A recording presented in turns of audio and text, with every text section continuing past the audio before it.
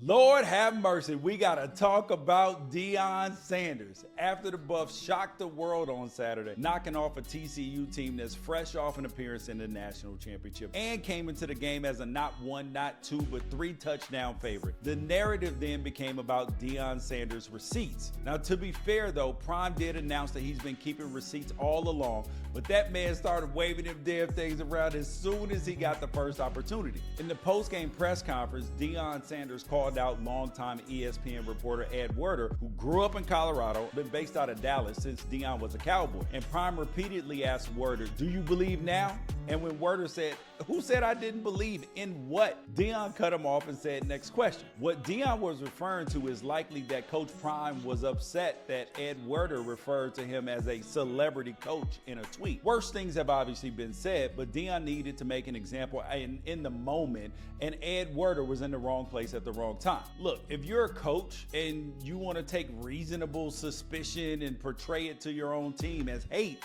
in order to motivate them, do what you got to do. Kirby Smart does it all the time, and he knows damn well that anybody with two functioning brain cells to rub together doesn't doubt Georgia. There has to be a difference between people thinking that Colorado might not immediately revert back to the incredible run they had from 89 to 96 and the people that think that Deion Sanders is incapable of winning at the highest level. But how Deion Sanders chooses to motivate his players doesn't change the fact that this 2023 Colorado team still has a long way to go to get to the mountaintop. They went 1-0 last week, but guess what? So did 11 other teams in the conference they share. So you didn't see Chip Kelly out here reminding people that LA Times reporter Ben Bolt said that he should be fired. There's nothing wrong with Deion's energy though. It was a big moment and the eyes of the nation were on his players. He'd have to be insane not to take advantage of that, but that's not the energy that's going to get him through the Pac-12 season with Bo Nix, Caleb Williams, Utah's running game all waiting for their shot at a defense that gave up 500 yards when fully healthy. So let's be reasonable. Let's take stock of what Colorado has and what they don't have. First, Shedeur Sanders is that man.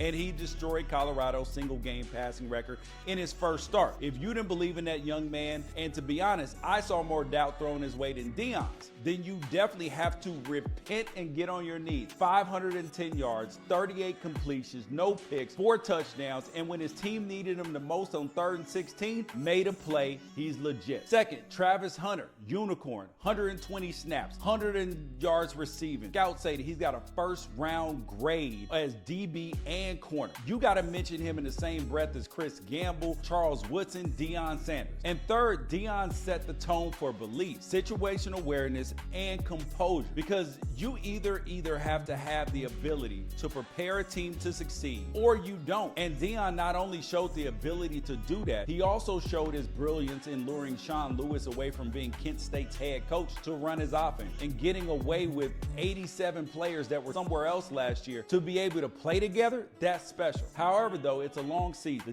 defense is suspect. They gave up over 7 yards to carry against TCU. The run game is suspect. They had 28 carries for 90 yards. They forced 2 turnovers, but didn't have a single sack or tackle for loss. If seeing is believing, though, we saw a doubly one-dimensional team, both as an offense and on offense, and the Pac-12 has had plenty of those, hence why Sonny Dykes is at TCU and not Cal, why Mike Leach never won a Pac-12 championship, and why people are questioning Lincoln Riley and Kalen DeBoer this year and last year. Colorado is thin up front on both sides of the line, and the depth everywhere isn't exactly where Deion wants it to be. But what Colorado lacks in power and depth, they're making up for it in one of the more priceless and precious than almost anything in the world of college football. Colorado has hope, and if Deion Sanders can keep that hope afloat with positive showing against Nebraska, who isn't going to want to play for him? Because it's not the belief of the media that Deion Sanders needs or Ed Werder joining the Colorado church choir. That does nothing for the program. The people Deion needs to believe are the ones that throw, catch, run, block, and tackle. And once he has their belief, that's when you'll see the Colorado Buffaloes back in the promised land. Let that sink in.